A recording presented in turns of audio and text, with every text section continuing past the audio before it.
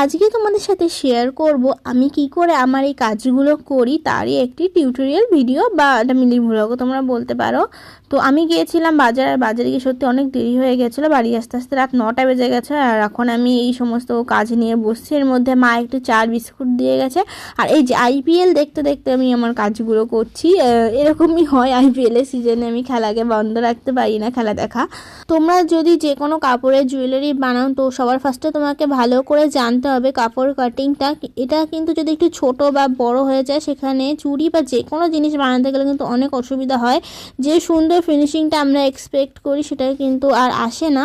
তো এইখানে ভালো করে কাপড়টাকে একটু কেটে নিতে হবে, দরকার পড়লে একটু টাইম নিয়ে কাটবে, কিন্তু সুন্দর করে যেন কাপড়টা কাটা হয়। আর এখানে আমি ফেভিকলের আঠা ইউজ করি সব কাপড় বা যে কোনো জিনিস ঝোলানোর জন্য, খুবই ভালো কাজ করে ফেভিকলের আঠাটা। তো এইভাবেই কাপড়টাকে পরে টুইস্ট করে পুরো মানে চুড়িতেই জড়িয়ে নিতে হবে। আর এইখানে খেয়াল রাখতে হবে যেন এইগুলো একটু ভালো করে জড়ানো হয়, কোনো জায়গায় যেন কোনো কিছু ফাঁকা না থাকে। আর তারপরে শেষ মাথায় আঠাটা লাগিয়ে পুরোটা জুড়ে দিতে হবে। তো যেমন দেখলে আমি কিন্তু পেন্সিলের মাধ্যমে আগে দাগ কেটে নিই কাপড়টার উপরে, কিন্তু সত্যি কথা বলতে পেন্সিলে কিন্তু কাপড়ের উপর দাগ পড়ে না। তো তোমাদের কাছে যদি জানা থাকে যে কোন পেন্সিলে এরকম কাপড়ের উপরে দাগ পড়ে আমাকে অবশ্যই জানিও, তাহলে আমার একটু জানা হয়ে যাবে। আর এখন বেজে গেছে রাত 1:30, আর আমি এই চুড়িগুলো সমস্তটাই কমপ্লিট করে ফেলেছি। তো কেমন লাগলো অবশ্যই আমাকে